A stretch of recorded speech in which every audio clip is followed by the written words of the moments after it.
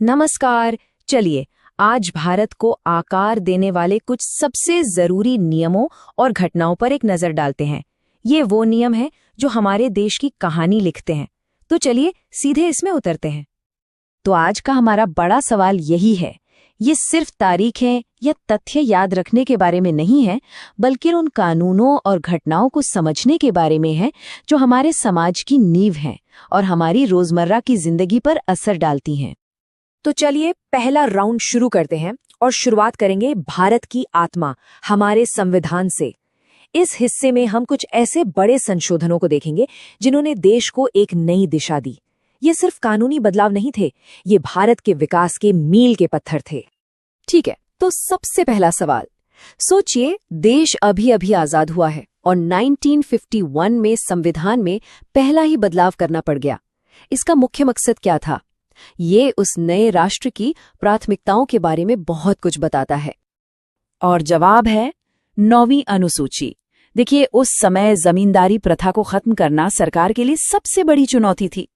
तो इस संशोधन ने भूमि सुधार कानूनों को अदालत में चुनौती दिए जाने से बचाने के लिए एक तरह का सेफ्टी नेट बना दिया, ताकि सामाजिक न्याय का काम तेजी से आगे बढ़ सके। अब आगे बढ़ते हैं एक ऐसे संशोधन पर जो इतना बड़ा और प्रभावशाली था कि उसे अपने आप में एक मिनी कॉन्स्टिट्यूशन या छोटा संविधान तक कहा जाने लगा। कोई अंदाजा कौन सा? जी हाँ, ये है 42वां संशोधन। ये 1976 में इमरजेंसी के दौरान लाया गया था और इसने संविधान की प्रस्तावना से लेकर कई आर्टिकल्स तक में गहरे बदलाव किए। समाजवादी और धर्मनिरपेक्ष जैसे शब्द जोड़कर देश की दिशा को फिर से परिभाषित करने की कोशिश की गई। और हाँ, पहली बार नागरिकों के लिए मौलिक कर्तव्य भी इसी संशोधन के जरिए जोड़े गए। चलिए अब बात करते हैं लोकतंत्र के सबसे बड़े अधिकार की, वोट देने का अधिकार। 1989 में एक ऐसा बदलाव हुआ जिसने करोड़ों नौजवानों को अचानक देश की राजनीति में एक बड़ी आवाज दे दी। वो क्या था? ये था 61वां संशोधन, जिसने वोट देने की उम्र सीधे 21 साल से घटाकर 18 साल कर दी। ये एक क्रांतिकारी कदम था। इसने भारत के युवाओं पर भरोसा जताया और उन्हें देश का भविष्य तय करने में सीधी भागीदारी दी। वाकई में इसने हमारी राजनीति का चेहरा हमेशा के लिए बदल दिया। अब थोड़ा हाल फिलहाल में आते हैं।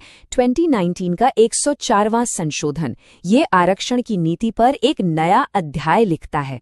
इसमें एक समुदाय के लिए आरक्षण को आगे बढ़ाया गया तो दूसरे के लिए समाप्त कर दिया गया। क्या थे वो? तो देखिए, यहाँ दो बड़ी बातें हुई।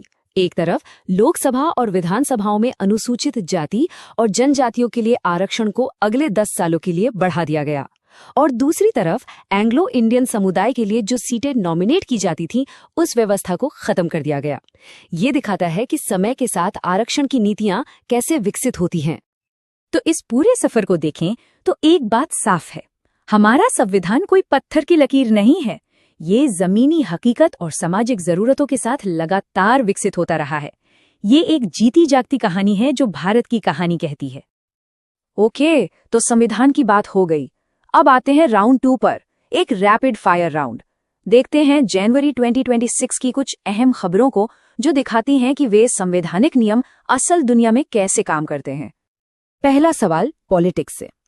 भारतीय जनता पार्टी में एक बहुत ही महत्वपूर्ण पद पर एक नई नियुक्ति हुई, जो पार्टी के सबसे युवा राष्ट्रीय अध्यक्ष बने। ये कौन है? जवाब है नितिन नवीन। उनकी नियुक्ति को पार्टी में युवा नेतृत्व को आगे बढ़ाने के एक बड़े कदम के तौर पर देखा जा रहा है। अगला सवाल लॉ एंड ऑर्डर से। पंजाब में संगठित अपराध से निपटने के लिए राज्य सरकार ने खास ऑपरेशन लॉन्च किया। उसका नाम क्या था? ऑपरेशन का नाम है ऑपरेशन प्रहार। ये दिखाता है कि राज्य सरकारें अपराध से निपटने के लिए कैसे अपनी खास रणनीतियां अपनाती हैं। चलिए अब बात करते हैं कल्चर की।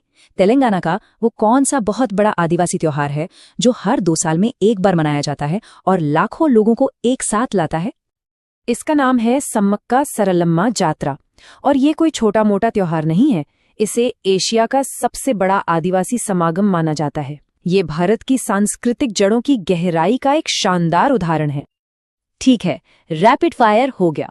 अब आते हैं हमारे आखिरी राउंड पर। वो तारीखें जो हमें एक नागरिक के तौर पर परिभाषित करती हैं। ये सिर्फ कैलेंडर की तारीखें नहीं है, ये हमारे लोकतांत्रिक मूल्यों की याद दिलाती हैं। तो 25 जनवरी कैलेंडर में तो बस एक तारीख है, लेकिन हमारे लोकतंत्र के लिए ये 2 वजहों से बहुत खास है। क्या है वो 2 वजहें? तो देखिए, 25 जनवरी को हम मनाते हैं राष्ट्रीय मतदाता दिवस। पर क्यों? क्योंकि इसी दिन 1950 में बना था हमारा चुनाव आयोग, वो संस्था जो भारत के विशाल और निष्पक्ष चुनावों की रीढ़ है। तो हमने संविधान देखा, करंट अफेयर्स देखे, जरूरी तारीखें भी देख ली, पर सो व्हाट? इन सब अलग अलग चीजों को एक साथ समझने का मतलब क्या है? ये सब क्यों मायने रखता है? असल बात ये है कि हमारा संविधान लगातार बदल रहा है। हर रोज नई खबरें देश की दिशा तय कर रही हैं, और एक नागरिक के तौर पर हमारी भूमिका भी अहम है। ऐसे में सबसे जरूरी सवाल ये नहीं है कि हम कितना जानते हैं, बल्कि ये है कि एक जागरूक नागरिक के तौर पर हमारा अगला सवाल क्या होगा, क्योंकि सही सवालों से ही लोकतंत्र जिंदा रहता है और मजबूत होता है।